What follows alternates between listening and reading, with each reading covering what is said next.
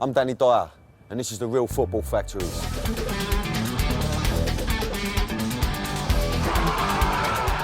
I played Tommy Johnson in the movie The Football Factories, which was all about football violence. Fucking nutters. But that was just acting. Now I'm on a journey around the country meeting the real firms who have mass offs at football matches for real. No fake blood, no stuntmen, no makeup. This time it's just me and the country's hardest hooligans. Let's go. We're all in. Let's go. I meet the real top boys who tell you the score.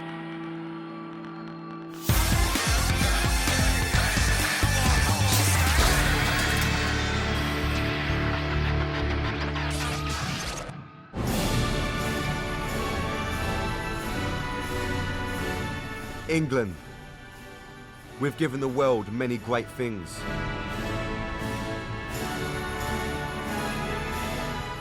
But one of our most famous exports is not something we can be proud of.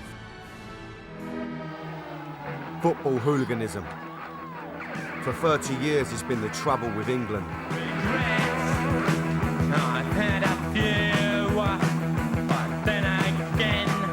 No one likes England because we're the most feared nation. We didn't give a fuck for anyone. We exported the football violence. It was like rampaging around Europe. It was like Vikings. We were the powerfulest nation in the world, the ones. We still think we are. This time on the Real Football Factories, I'm looking at the violence that's followed the English national team. I'm going to be looking at how and why we became the #1 exporter of football violence. They're a complete disgrace to England, and I think the whole of the country will unite in condemning them. We'll discover how that reputation has meant even though we've often sinned, we've also been sinned against. And I'm going to be in Germany, host nation of the World Cup, to find out what might happen this summer.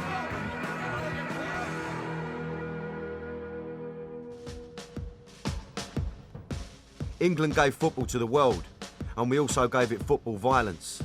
As far back as 1314, King Edward II banned the game because he felt it too rough. 500 years later, in 1881, the first actual crowd trouble occurred, and for the next 100 years, football hooliganism was a club thing. Violence in the national team came much later. Back in the 70s, following England was nothing like as popular as it is today. And when Scotland used to come down to Wembley to play in the annual match between the two sides, England's Caledonian cousins took over. Picture the scene. June 1977, the Queen's Jubilee year. England are playing Scotland at Wembley. After winning the game 2-1, thousands of jubilant Scots invaded the pitch, breaking down the goalposts, smashing the gaffer, leaving a trail of destruction.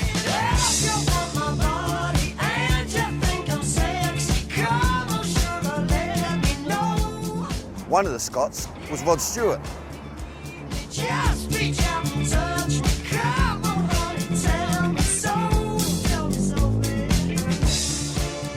But in the year of the Queen's Jubilee, members of England's club firms were not amused. From now on, when England played, the boys would be there too. Thanks to our oldest enemy, the trouble with England was about to begin. Today, foreign travel is an everyday thing, but back in the 70s, leaving the country was new and exciting. And many lads started following the England team on their travels across Europe. They were the ambassadors for England on a tour that would visit violence and destruction across the continent. I met one of those lads who was there. Grant Fleming has been an eyewitness to some of the most important world events in recent history. As a freelance photographer, he's taken pictures at Yasser Arafat's funeral, saw the aftermath of the bombing of Afghanistan, and in his youth was part of the mob that followed England around in the early days. How did following England compare to working in a war zone? Sometimes you couldn't tell the difference, to be honest. At a certain period, anyway, when got to the mid-80s and it got a bit on top in a few places, I think it's definitely given me a little grounding, so that when I'm in places and you might think people are on the hunt for you, it ain't nothing like the football. So what was it like following England away in the early days? An adventure more than anything. And really just getting away, getting out was probably the more interesting side of it than the football. You know, we were the first ones to take away, you know, masses of disaffected youth, you know, just wanted to tear up, basically. So the disaffected youth of the 70s attached themselves to hooliganism and the England team. Their first stop was Luxembourg in October 1977. The tiny country has a population of just under 500,000 people, and when 5,000 England fans invaded, they tore it apart.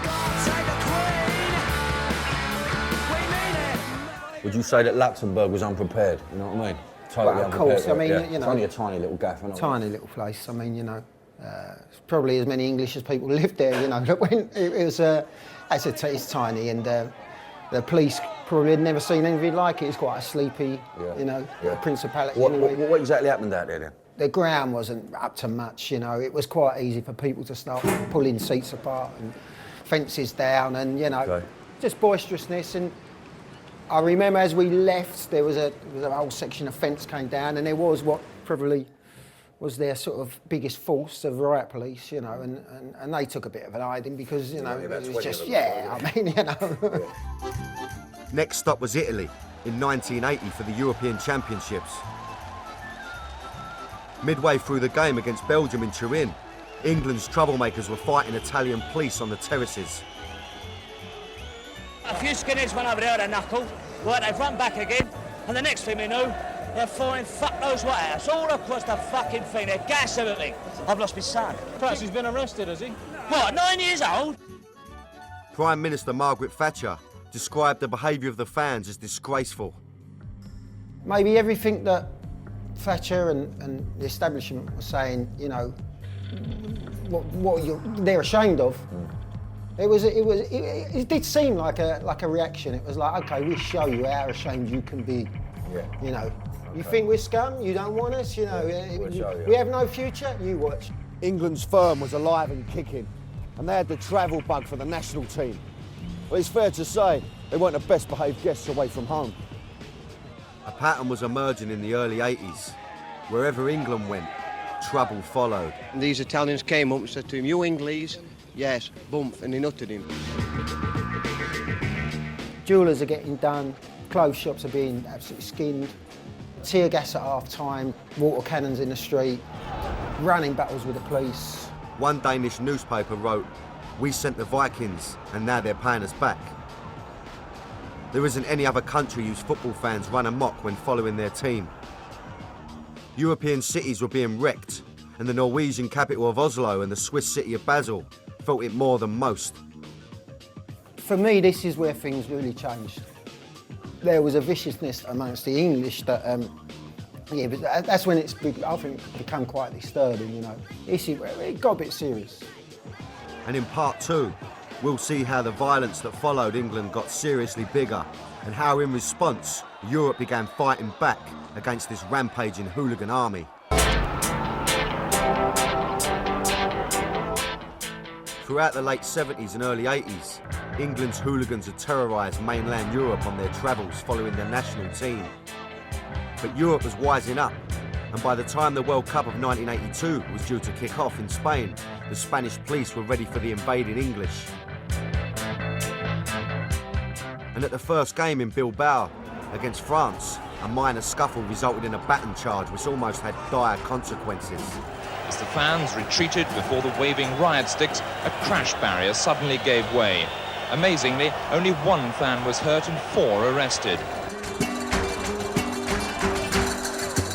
And when England played in Madrid, the police became heavy-handed with a group of fans in a bar.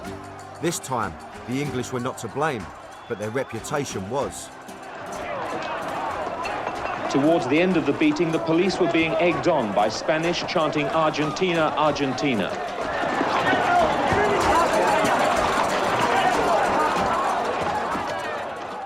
In the 6 years since England had first caused trouble, they'd kicked off in Copenhagen, Turin, Basel and Oslo, to name but a few. But in Luxembourg in 1983, England returned to the scene of the original crime of 1977.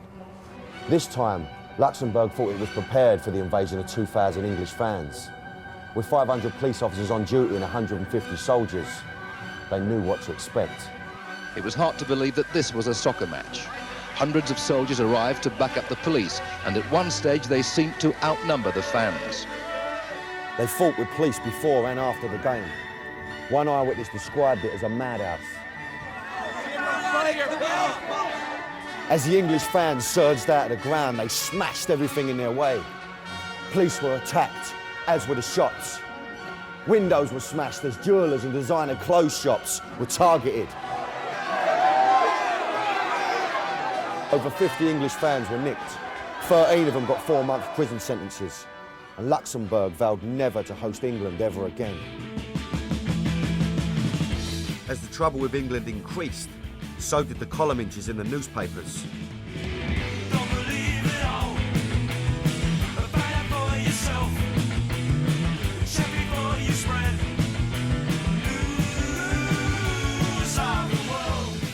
The English hooligan abroad always provided good copy for the British press. A lot of the times it's our press. It was our press creating this kind of monster that was exported. A journalist's job is not always to tell the truth, it's to sell newspapers. And that story of sensationalism, it sells. And if no real trouble was kicking off, the tabloids would make sure they got their hooligan story. If you're a news reporter, you're going to be going and looking for that trouble. You're almost on the verge of sparking it off. You want there to be trouble, because otherwise you haven't got a story. There'd be money changing hands, there'd be drinks being bought. There would be encouragement, and this has always been the way. But who exactly are England's hooligans? The press were convinced that England's firm were as organised as the club ones. Paul Scarrett, the self-proclaimed hooligan leader, being deported from Italy after being arrested at Rome's railway station, where he'd been found wandering around carrying a half-empty bottle of wine. The reality was that unlike football's club firms, who are made up of the same faces, the identity of England's firm was harder to pin down. There is no organisation. You go and do your own thing. You meet up with people and you take it minute by minute, day by day. You know, you just do what you feel at the time. Jason Mariner, a convicted Chelsea hooligan who did 4 years bird, ran with the England firm from 1987. You might hear, you know, Chelsea might be 60-handed over there, or you might hear, you know, Man United's got 40 over here, and, you know, Stoke's got 30, or Leeds have got 30, you know what I mean? Whoever's got weather. And you bump into them, and you end up meeting someone, because you're like-minded people, you end up getting on well with them. England's firm has been a disparate one, and a large amount of those numbers come from lesser clubs who never have the chance of a big away day. You've always had your little teams as well, you know, like even your Stokes and your Burnleys and your Rochdales and your Stockports and what have you, because they weren't good enough to be playing in Europe at the time. So I mean, it was that was your avenue to go away with. The next best thing to your club was your country. In 1985, following the England became the only thing. After the Heysel Stadium disaster, UEFA imposed a 5-year ban on all English sides competing in Europe. But despite the appalling record of the fans following England, in the preceding 8 years, the ban did not extend to the national team. Although English clubs were banned from playing abroad, the national team wasn't. So England offered the chance for English fans to watch football overseas. Gary Boatsy Clark is a former England hooligan who is currently on a 10-year banning order.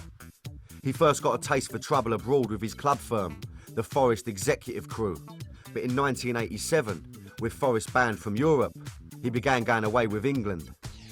A veteran of numerous campaigns abroad, Boatsy's got more stamps in his passport than Michael Palin and has been there, seen it and done it. I went to Yugoslavia in the Euro Championship qualifiers. I ended up in hospital there. We got in Madrid and we had to have a police guard over the hotel. It was unbelievable. We got to Burgos, somebody got stabbed in the arm. There was a bit of trouble in Paris, and I can remember we went to Dubrovnik and I getting put in hospital there. I went to Turkey and we spent a few days in Bodrum. There was about 100 Turks, all going like that. That was a right dodgy place. Today, Boatsy's back in Dusseldorf, Germany, the scene of one of England's worst crimes. In 1988, the European Championships were held in Germany. After 3 relatively trouble-free years of hooliganism abroad since the Heysel disaster, England travelled in huge numbers to the tournament. So Dusseldorf, 88, yeah.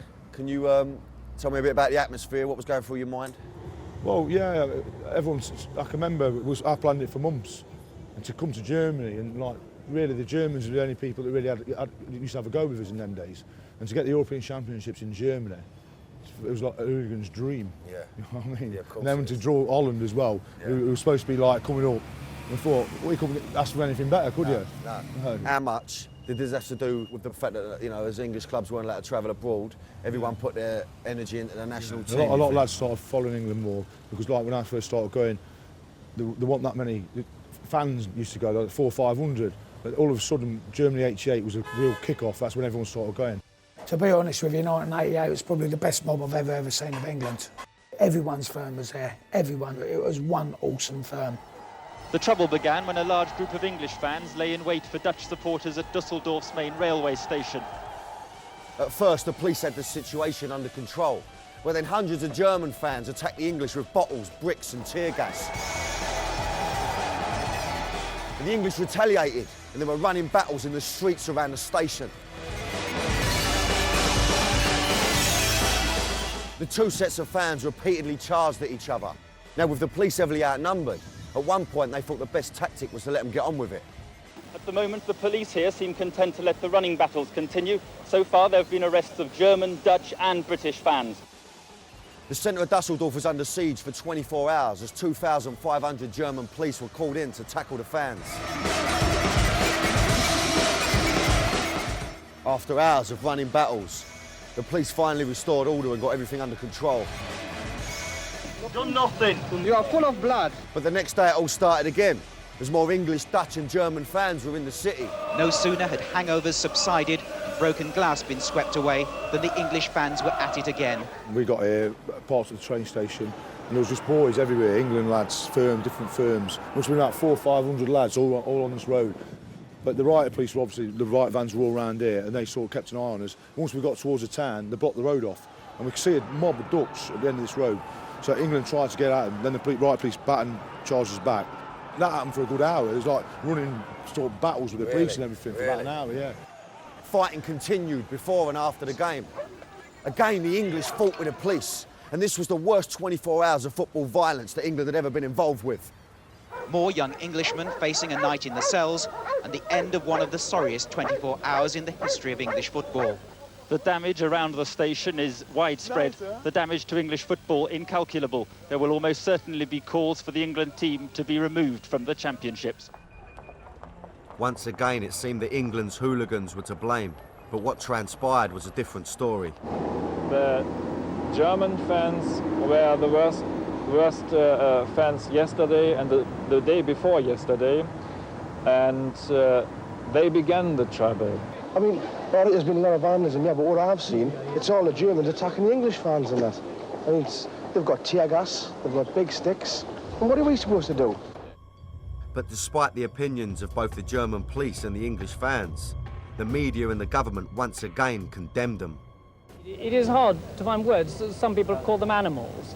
I would say that I think that's almost too kind to them. I know of no animals who would behave in this manner. We're always going to be made the scapegoat, so that's it, innit? What can you say? When the government hates you, everyone hates you. I don't like the way that all England fans are tarred as troublemakers. I don't like the way that the press always takes the side of the opposition. And I think there is almost a concerted attempt to demonise England fans. And paint us as the bad guys. When the little firms you get of Turks and the little firms you get of Greeks and Italians, they're just as nasty as our boys, sometimes even worse. So it seems there was more to the England hooligan problem than I'd first thought. It wasn't simply a case of the English always being to blame. Things were more complex than that. The media, foreign police and other countries' firms were also part of the problem. What had been dubbed the English disease was no longer exclusively English. We may have started it, but other countries soon caught the bug and developed their own hooligan problems and began to take on the English. England's reputation had made them a target. When English fans travel abroad, they're stereotypically seen as violent, and that has the tendency to create two things. The first is an aggressive and indiscriminate police response, in the sense that they just assume that all England fans are violent. And secondly, you get a lot of media hype around the presence of England and a lot of scare stories in the local paper that have a tendency to bring out local hooligans or local youths who are seeking to somehow defend their patch or to test their mettle against the English. By 1990, travelling abroad with England must have been a very interesting proposition. When England travelled to the 1990 World Cup in Italy, everybody feared the worst. The press predicted a bloodbath. The organisers were so concerned, England were banished to the island of Sardinia, where they would be policed by 7,000 Carabinieri, Italy's no-nonsense military police force. Back then I was only 13, and I was more concerned with getting my hands on Gazza's Panini sticker than going to see any matches. But I spoke to a man who was there. He had first-hand experience of the England hooligan circus. In essence, there was this massive expectation among the local population that all England fans were violent. And what happened was that when we arrived there, they began to treat us as if we were all violent. And we started to get pushed around by the Carabinieri. We got attacked by local Italians and not protected by the police.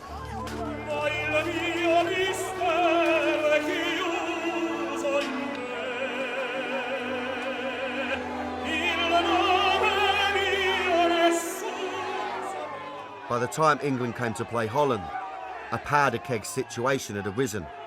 And as the English made their way to the game, the blue touch paper was lit when the police fired tear gas into the fans. And once again, it all kicked off. Really, that kind of brought it home of how the expectation that disorder is going to happen actually lead to sets of practices that make sure that it does on the day. It was a vicious cycle. England fans, aggressive policing, violence. Part of the reason is that your typical Anglo-Saxon male is no shrinking violet. There is something about England fans that is peculiar, and that is that England fans are a group that will stand up when confronted. And if you're starting to talk about England fans as a group of people in terms of that mentality, how many England fans will stand up and be counted when it matters, then a massive contingent. It has been then, and it remains so now. And if it wasn't the police, it was the opposition fans willing to take them on. When England travelled to Turin for the semi-finals, Italians were the ones looking to have a go at the English. For once, no one could blame the English for starting this confrontation. The gangs that roamed the centre of Turin last night and early this morning were young Italians looking for the English and trouble. English supporters were taken into protective custody, told they were being removed from the areas of tension. The target turned out to be an English campsite on the outskirts of Turin. Inside the camp railings, English supporters built bonfires and barricades to keep the Italians out. Morning, and amid the wreckage, complaints that this time the English had been sinned against. After 15 years, the trouble with England was getting worse. The vicious cycle meant that everywhere that England went, trouble followed. And as we'll find out in part 3, a darker right-wing element emerged from within England's troublemakers.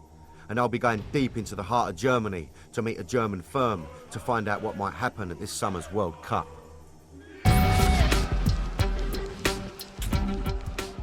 By the 1990s, England's hooligans were the world's most notorious on their travels. And this had brought out opposition in the form of local police and local youths, who some argue were the instigators of the trouble. Well, it's the English most of the time, it's the foreigners. They want to pop at the English, and if you take the foreigners, it's the old bill. And the English just have a pop back, and then the English get the blame. Gilly Shaw is an ex-English hooligan banned from following England. In his day, he saw other countries' firms try and take England on, and he wasn't impressed. Dutch are fuck all. The Dutch are nothing. All they do is chuck bricks and run. He doesn't rate the Italians either. Well, you hear about all these ultras, don't you? They are a load of bollocks. And as for the Germans? To me, them just overrated. Them shit. Although he has a sneaking admiration for the Poles. Maniacs. The Poles are crackpots. In October 1993, Gilly travelled with one of the largest firms of English hooligans ever assembled for a World Cup qualifier against Holland in Rotterdam. He went off in the square in Rotterdam. I'll never forget it. It was the biggest mob I've ever seen in life, 5,000. I remember a Pompey lad just standing there. It was going off. All these Dutch come running at us, the chains and everything. He just opened his jacket. He was fucking, come on, you fucking shitheads. He just pulled out a chopper. I was just like, fucking hell, what's this all about? Once again, the vicious cycle occurred as English troublemakers met overzealous policing. Any English fan at the ground without a ticket was kept in a pen and bussed out to an army barracks, from where they were deported from the country. When we got to the ground, there was a pen, and they was all charging at the pen. Like the old Bill was battering the pen. We was having it off with the Dutch outside the ground with the police, and there was people getting stabbed and everything. Yeah, it was major. There's no disputing the fact that it was the great English fighting spirit that had a hand in conquering fascism 60 years ago. Yet it's also a fact that an element of England's troublemakers display right-wing sympathies and are racist. Well, there's a period of time from the mid-80s where it really purely became about a sort of more nationalistic, right-wing attitude that prevailed really with the travelling support. And it ended up being quite depressing, you know, to the point that you wouldn't really want to travel and be near it. Well, why, you know? England fans have been responsible for singing racist and provocative songs. One favourite is No Surrender to the IRA, which had particular resonance back in 1995. England travelled to Dublin for a friendly match against the Republic of Ireland, where the atmosphere was far from amicable. All the English were singing was, you know, things like No Surrender to the IRA, and the Irish started singing like heavy Republican songs, and the English weren't having it, you know? I mean, the English went 1-0 down, and it all kicked off. It started off next to the English were right next to the Irish in the seats. They started fighting, then the English above started throwing things down. And the thing was, everyone that was over there would gain people. Tense atmosphere inside Lansdowne Road spilled out onto the streets. If any English have escaped the police and they're out on the streets, who knows what mayhem the night might bring. The scenes in Dublin provided one of the lowest moments for English football, just 1 year before it was due to host the European Championships in 1996. But it has been said that the darkest moment is just before the dawn. And what emerged from Euro 96 was a new sense of England and what being English was about.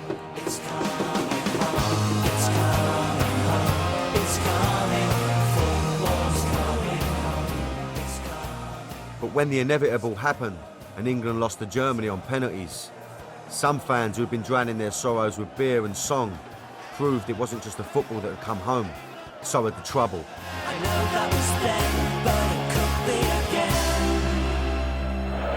One couple driving home through Trafalgar Square, now seized by mobs simply because their car was German. But despite this trouble, the football feel-good factor that emerged after this tournament meant that following England became more accessible. Euro 96 made football a lot more popular, made England a lot more popular, and I think France 98 was the first major tournament after that, and we saw this growth and change in the nature of England's support. The World Cup in France 98 saw the largest amount of fans ever to follow England away, but the hooligan element was there just for trouble. And the day before England's first game, they grabbed the headlines after attacking Tunisian fans and engaging in a full-scale riot. Locals fought back, and the aggro carried on into the small hours.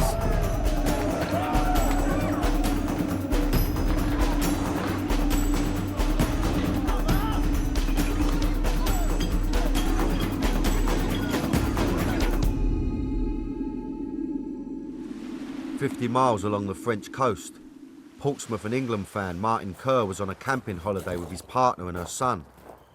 On the morning of England's opening match, he travelled to Marseille to see the game, unaware of the previous day's trouble. I got down there on the day of the game, and it was buzzing, absolutely fantastic. You know, everyone looking forward to the game. England fans were singing in the bars and outside, and all the banners were out, and there was the Tunisians were kind of chanting at one end of the road, and there didn't seem to be any problems at that stage. That he was about to discover that because of the reputation of England fans, even innocent people could get caught up in the trouble.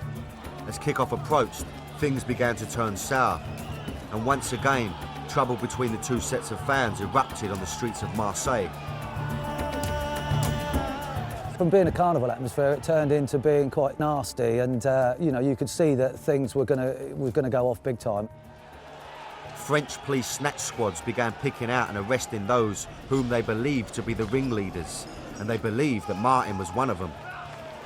I made a run to get to safety when I was grabbed from behind. I felt a knee in my back, and someone put their foot on the back of my head, and there was a few kind of kicks into the side.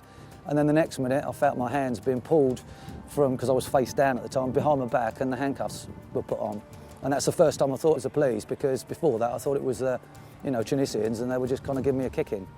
Martin, a man with no previous convictions for football violence, was sentenced to 3 months jail in France's infamous Chateau d'If prison. Well, the conditions in there were awful. I mean, there was cockroaches in the room. There was 3 of us to a room. As we went in, we were given a blanket, I think it was some orange juice, an apple and a condom. And one of the guys asked what the condom was for. And the guard there who spoke English said, "You're in an Arab jail now, you need this." After 7 weeks inside, he was released for good behaviour, but returned home branded a hooligan and sacked from his job. He was one of over 250 arrests in France, but at the European Championships of 2000, an incredible 900 were arrested in Belgium, joint hosts of the tournament with Holland. It may have been the first football tournament of the 21st century, but the Belgian police opted for tactics more suited for the Middle Ages. Those that experienced it, they will all talk to you about highly indiscriminate, highly aggressive forms of policing. Well, the old bill was the most heavy-handed I've ever seen, like, in Belgium. There was just nicking everybody and everybody. A group of England fans were herded through the city centre, pushed into a pub. They got us in this pub. This geezer's come up with an helmet on, like a big, massive funnel thing. Just coming to the door. I went, "What the fuck's that?" And then the police fired a tear gas canister into a crowded pub containing people who had already been drinking in that pub prior to anybody coming into it who'd been involved in the violence. It was all spearing up, cuffed up, never done nothing wrong, we was just having a drink in there. They was nicking everybody and everybody. I mean, I was sat next to an American lad, and in front of him was a Russian geezer who was just in the pub having a drink. Now, that kind of indiscriminate police response is a contributory factor towards the escalation of disorder and the continuing violent practices around England games. This was demonstrated when a cocktail of aggressive English and German fans and heavy-handed policing resulted in the infamous Battle of Charleroi. That fight involved no more than, say, 20 people. Within minutes, the Belgian police had driven a water cannon into the square and fired it at almost every area within the square. And when that happens, you see a change in ordinary fans' mentality such that they start to say, "Well, hang on a minute, why are you having a go at me? I haven't done anything wrong." And then they start to feel on the same side as that person who's seeking to create conflict with the police. And it creates an opportunity for that group to unite in opposition to the police that otherwise wouldn't have been there. In contrast, Belgium's co-hosts, Holland, only arrested 6 England fans at the game they hosted in Eindhoven. The England fans met a very, very positive response from the Dutch police, who grasped the nettle in Euro 2000 to promote a festive atmosphere. And they did it by developing a new form of policing that wasn't confrontational. The tactic was to mingle with the fans and nip any problems in the bud with a softly approach. And because they'd already interacted with people, they didn't have any hesitation to go up and say, "Look, hang on a minute, you're starting to get out of control here. Unless you stop, we're going to have to arrest you." And it was through communication, through interaction, that the limits were set and the limits were kept, and the limits, more importantly, were respected by England fans. After Euro 2000, the single biggest government action to reduce problems with England was introduced: football banning orders. The banning orders had a significant impact on the hooligans who were willing to travel with England. Now known faces were banned from travelling abroad. They had to hand in their passports to the police before every England match to stop them leaving the country. If they were caught breaking the banning orders, they faced 6 months bird, a lengthier ban, and a fine of up to £5,000. So with almost 3,500 banning orders in place to stop known hooligans from going to the World Cup this summer, it should pass off without trouble.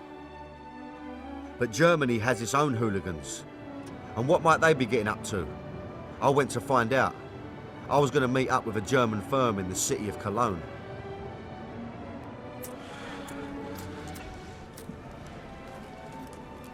Do I look nervous? I mean, I don't feel it. It's now time to meet this German firm. Know nothing about them. They ain't even got a name about them, this little firm.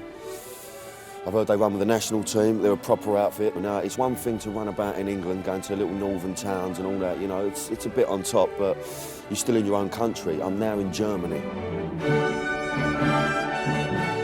And I was heading to their boozer.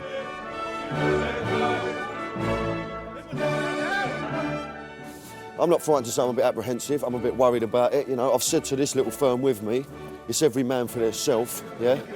I said I'm on my toes if it kicks off, you know. All I need, really, is my passport. I've told the treacle with us to put her trainers on and not, you know, and not a pair of high heels, because I'm telling you now, I'm on my way, mate. Let's go and have it. Let's go and have it. Let's go into uncharted territory.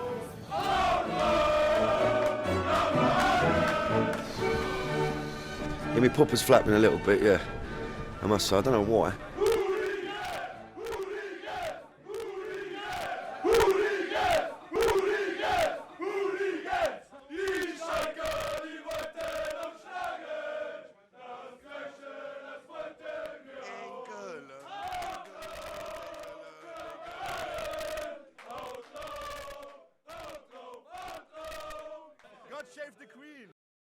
This is Martin Beckham, who, like many English hooligans, is banned from going to games.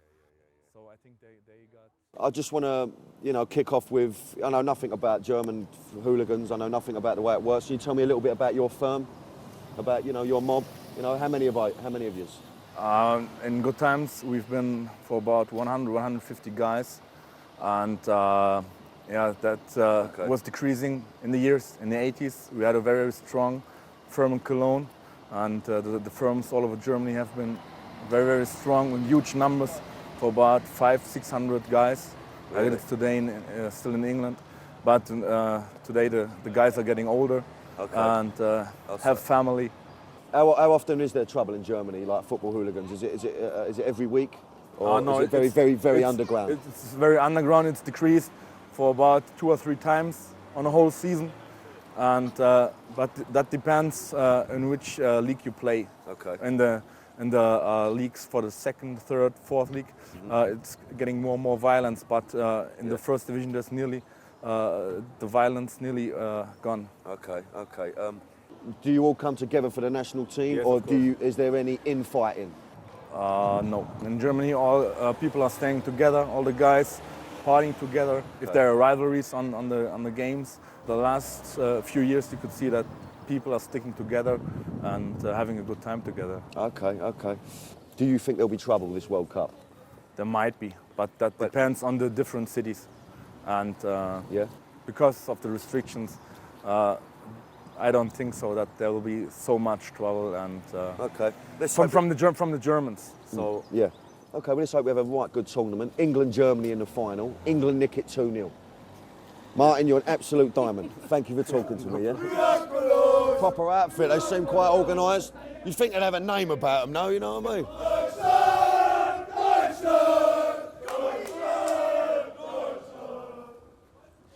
I'm forever blowing bubbles!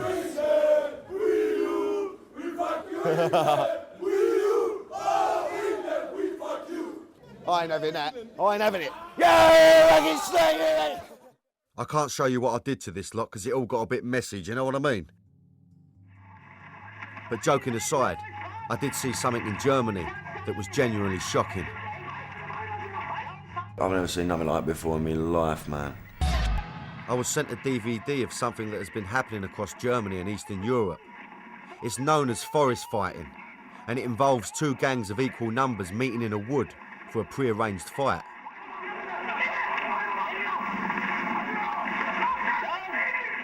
I've never seen nothing like it before in my life, man. Chaos, absolute chaos.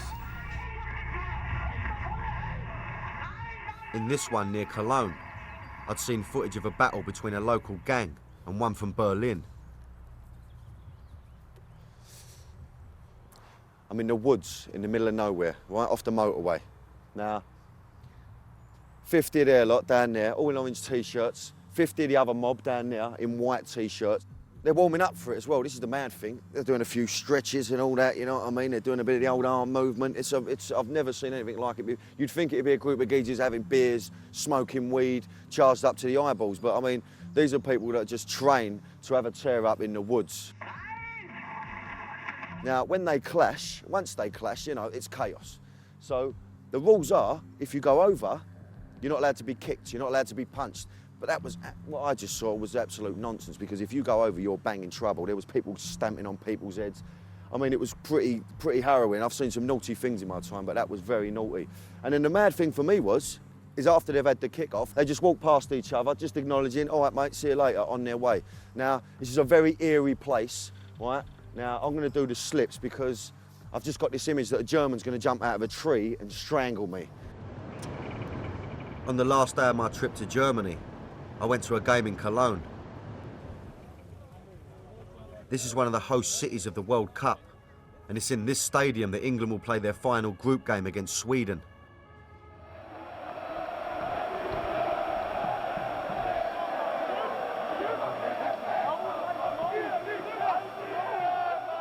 Okay, so just been into the game. From the outside, yeah, it looks like Battersea Power Station, but inside, I'll tell you something, it's a proper stadium, man. It's very compact. They've got a good voice, the Germans. What I'm excited about more than anything, which has really given me a boost for the World Cup, is once that is full of the English, that place is going to erupt, I'm telling you. See them little poles there? They're going to ignite into the sky. It's just made me so excited about the World Cup more than anything else, you know? On the way back to the hotel after the game, I heard the sound that is as familiar to football here as it is in England. Police sirens wailed and I thought it was all kicking off. Some Cologne tried to get at the Frankfurt fans as they left the stadium, but just like in England, the police were on top, but not in an aggressive, heavy-handed way. They were low-key, they played it cool, and trouble was avoided. This is the way the Germans plan to police the World Cup, by encouraging fans from all over the world to come and enjoy it. They hope it will be one big festival and not one big fight. Now, this is where they're going to have the big screens up, so if you haven't got a ticket, you can watch the game here.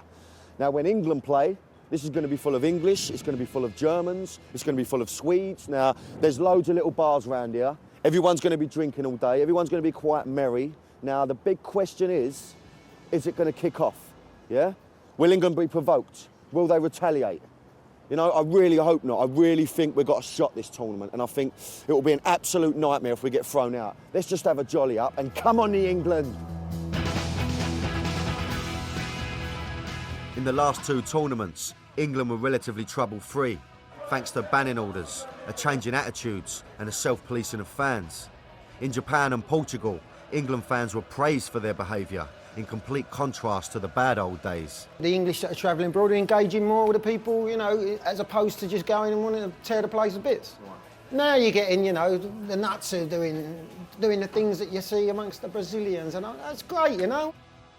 What we saw through Portugal was this different, more positive sense of Englishness becoming more dominant, and this kind of pernicious, nasty sense of what it means to be an England fan kind of subordinated and put in the place it belongs, which is at the bottom of the tree. Britain's a much different place than it was back then. You know, there's no excuse for behaving like that anymore, you know. We're better than that now. We're a cool place, for fuck's sake.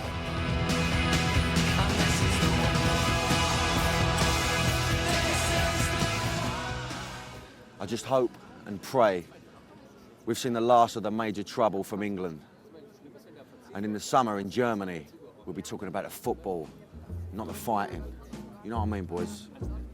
Danke schön, darling, danke schön. Thank you for all joy and pain. Dark as shame, darling, dark as shame. Thank you for